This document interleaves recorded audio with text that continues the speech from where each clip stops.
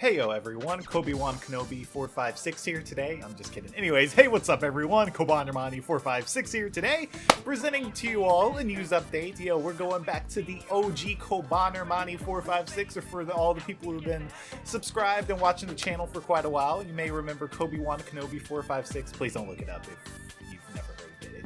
It's pretty bad. But anyways, yo, we're going to be doing a news update today, and we're going to be talking about some of the rumors that have been going around recently about Nintendo's E3 that is going to be occurring at E3. Yeah, see here, you see how long it's been since I've done a news update? That's why I'm like kind of coming up with empty words right now. Anyway, so on the 7th, Nintendo gave us some details about their online service that's going to be coming onto the Nintendo Switch, and is going to be going live on September 24th, it says right here.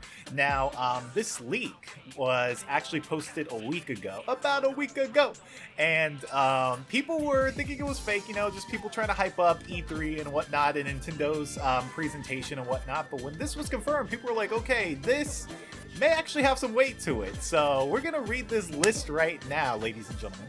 Okay, so like I said, Nintendo's Online is gonna be coming on the 24th. The service offers dedicated voice chat through an existing chat service, Discord being the most popular choice, exclusive eShop discounts, and games with Gold, PlayStation Plus like service where retro games are given to people every month and are allowed to keep the games as long as they have the service. So, you know, very similar to like, you know, PlayStation Plus and whatnot. So really, really cool. Also, they're going to be ditching Virtual Console, replacing it with Nintendo's Classics, where games are going to be cheaper. It's going to launch with NES and Game Boy Advance games in August, with SNES and N64 games being made in late 2018, early 2019. So I'm actually reading this stuff right now and learning about it for the first time right now. So this is actually, you're going to see my live reactions to this.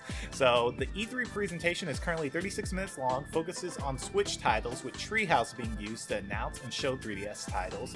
And the first reveal is going to be the Spyro Trilogy coming to Switch. I don't know if any of y'all have seen that. I'll go ahead and post a trailer up here. Basically, Spyro is getting a remaster, kind of like the Crash Bandicoot Insane Trilogy. And Spyro is owned by Activision, just like Crash is. So, you know, there's no exclusivity on PlayStation consoles anymore. That's why we're getting Crash on Nintendo. And it's basically saying that the rumor is Spyro is going to be on here. And there's a reason they've been waiting to reveal it, because we're going to get into that in just a second. But Fire Emblem is going to also be coming up, and the title is called Lustrous Daybreak, coming holiday this year. Also Yoshi, yo, that Yoshi game, that's probably gonna be super hype. It's called Flipped Around, features the same amiibo functionality as Woolly World, so we may get like a Sonic, Yoshi and whatnot. That's gonna be hype. Releases in August, and then we're also gonna be getting a new Paper Mario game, so that's really cool. Excuse me, your boy choked on something for a second. Anyways, so, yo, a new Paper Mario game. So it's going to be going to the traditional partner style, but it's going to have some influence from Color Splash and Sticker Star. Ooh.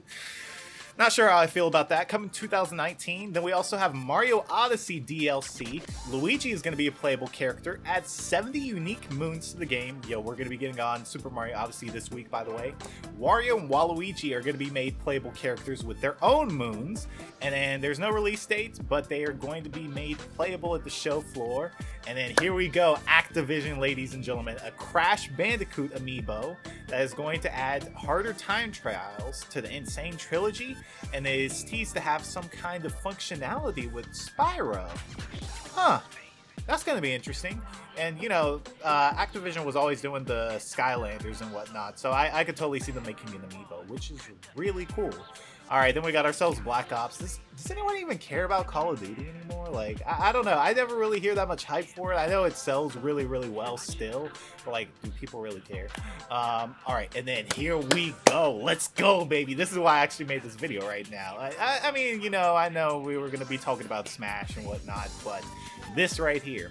Sega reveals their Sega Ages line for the West, and 2 of the games they're re-releasing are going to be the first 2 Sonic Adventure titles. Yo, I'm so excited. So I'm just gonna say this right now, Sega, please give us the Sonic the Fighters treatment. Give us online support. Like, the fact that Sonic the Fighters had online and it ran really, really well, and that was on Xbox 360 last generation, yeah, we definitely should be getting, we should be getting online in Sonic Adventure 2. And well, I guess not Sonic Adventure 1, besides like the Chow Garden and whatnot. But Sonic Adventure 2, definitely. Sega, stop giving us shoddy ports. Give us something that is actually worth rebuying again, you know? Like, give us online. It shouldn't be that hard. So if this is coming on Switch, I'm assuming it's going to be 1080 and whatnot, 60 frames, but what's it going to be on like Xbox One and PlayStation 4 Pro? I wonder if it's going to be upscaled to 4K. It would be really cool if if Sega gave like some graphical updates. Highly doubt it, but just at least give us online. I would be content if it had online. And then here we go. Everybody supersonic racing, trying to keep your feet right on the ground. Yo, your boy Sonic may be having his feet on the ground. We need to actually have a discussion on supersonic racing very, very soon. So basically it's saying that it takes inspiration from Sonic R with some characters like Sonic running on them feet, while characters like Tails, you know, gotta use their vehicles and whatnot, because Tails is always making, you know, stuff like that. So I'm pretty sure Eggman's gonna have his mech too and whatnot. And then there's gonna be some kind of exclusive Nintendo content apparently. So who knows? We may be getting some Yo, I just thought of this right now. What if amiibos were supported? So what if you could play Mario? Or what if there were costumes for all the characters? Like, what if Sonic had like a Mario hat or something like that? Totally see that happening. Alright, that's kind of cool. And then Link Sonic? Like, come on. We had Link Sonic in Sonic Lost World. Yeah! Okay, I dig it. That's my idea. Anyways, alright. So, also, Metroid Prime 4 trailer coming... Oh, 2019. Okay, I thought that said 2018. I was like... Also, Pokemon for Switch. It's going to be a new take on Red and Blue and feature graphics that are midway between Sun and Moon and Pokken. I think that's perfect, honestly. Please let it be 60 frames in the hub worlds and in the battles as well. And if it's close to Pokken graphics, bro, oh my god, next generation Pokemon looking that godlike. Yo, your boy will definitely be doing Pokemon on the channel for sure.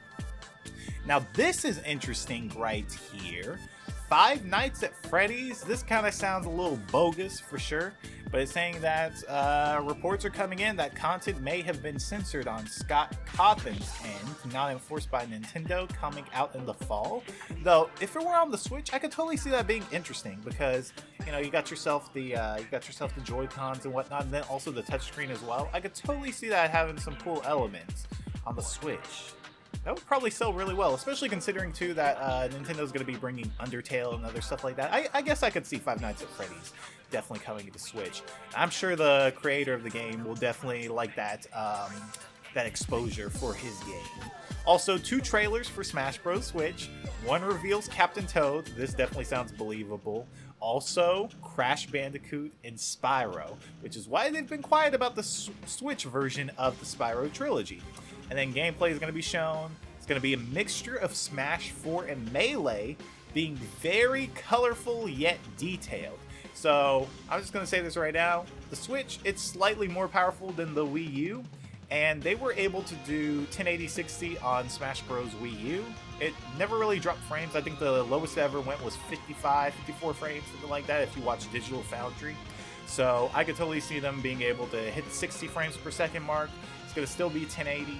And I'm sure they're going to add some graphical updates like anti-aliasing and whatnot. Also, the Wii U has HDMI limited color range, which is one reason why a lot of games looks really, really washed out on it. Especially like, games like Sonic and Sega All-Stars Racing Transformed. That game looks super gray. Then if you look at all the other like games that were released and whatnot, they just never seemed as vibrant. Like, I feel like Smash 4 doesn't look as vibrant as, say, like Brawl and whatnot. Like, Brawl seems to have like a bit more saturation to the characters and whatnot, you know? So I feel like they're probably gonna go for something like that. Definitely more color. Because even if you look at Donkey Kong Tropical Freeze right now, it just looks way more vibrant than what it looked like on the Wii U, just because it doesn't have that that hindrance on the HDMI color range. But alright, so that's a thing. Coming September alongside the online service makes perfect sense. That would be a huge incentive, because honestly, if Nintendo started charging online with what games? I don't even know. It would really be a crappy launch. So they would be bribing us with Smash Bros. Nintendo would be smart with that. And then also, Ice Climbers are set to be revealed during the Treehouse Live. insanity, bro. Insanity. But I could totally see that happening because, you know, Ice Climbers were cut because the 3DS version would not have been able to have handled that for sure. I mean, it was struggling to have the Pikmin at 60 frames when I think about it. I think the Pikmin were 30 frames, so that was one reason why I didn't have Ice Climbers. It would have just been too much for the Smash 3DS screen. So, yeah, this is insanity. Crazy, bro.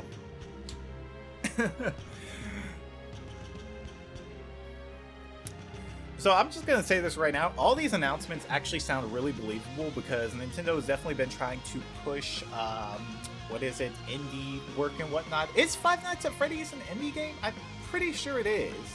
And, you know, I could totally see that. Like, some people were saying that this leak is probably not believable because of that little addition to it. But why would someone just come up with that out of nowhere, you know? Like, it just seems really, really random to where it's like, it's pretty believable. Like, I feel like if someone were making a fake leak, they wouldn't add something like that. Because it would be like, really, bro? Like, what is this? But the fact that we're getting Undertale and whatnot, I could definitely see this happening, for sure.